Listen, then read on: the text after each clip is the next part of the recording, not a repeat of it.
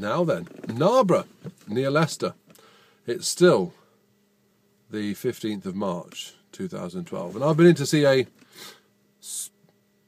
Sprocker, Cocker Spaniel, Cross Springer Spaniel. As if the two breeds on their own weren't sufficiently excitable and easily stressed, somebody had the bright idea of mixing the two together, which just gives you more stress, more easily wound up. Now, this dog was 5.5 years old and was fairly common with these breeder dogs, ball obsessed.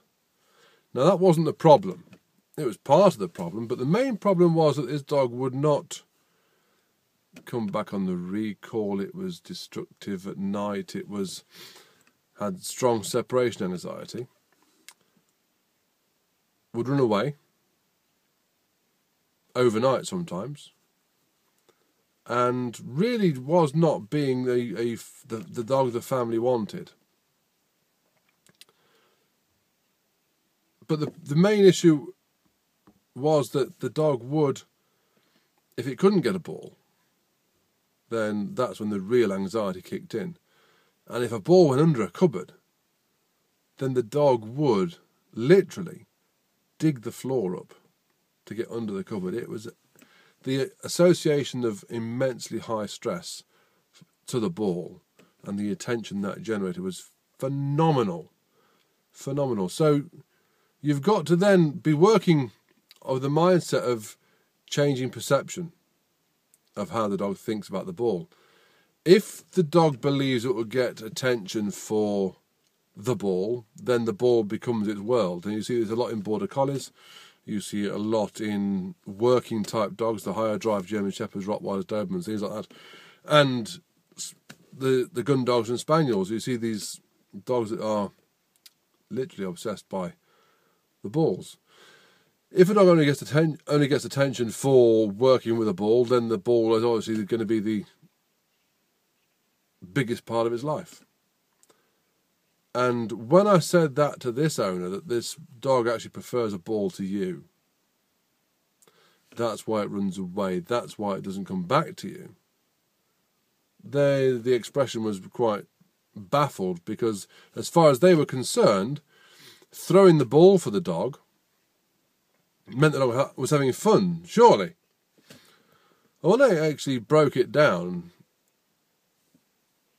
it did change their perception, because if you ask a dog to do something and it does it perfectly, then is that not the natural completion of that behaviour and that request? So therefore, when you throw a ball for a dog and that dog brings it back to you, is that not the successful and perfect completion of that request and that behaviour? Of course it is. However, what do we then do? Throw it again. Again, the dog executes perfect response to that action, brings the ball back. What do? Make it do it again, and again, and again. So the dog is bored out of his brain, baffled, bemused, frustrated because of this endless repetition of us effectively saying, not good enough, not good enough, not good enough, do it again, do it again. If that was you in your workplace or in any other part of your life, and you're just told to do something again and again and again, even though you know you've done it perfectly well, then you'll get frustrated and annoyed and confused. And then you're going to go away, aren't you, from this stress and confusion. So why are we so surprised when the dog stops bringing the ball back and drops it 5, 10, 15 feet away? It's telling you something. It doesn't like it. So to change the dog from believing that to believing the human is the source of attention, this family has a challenge on their hands, but it can be done.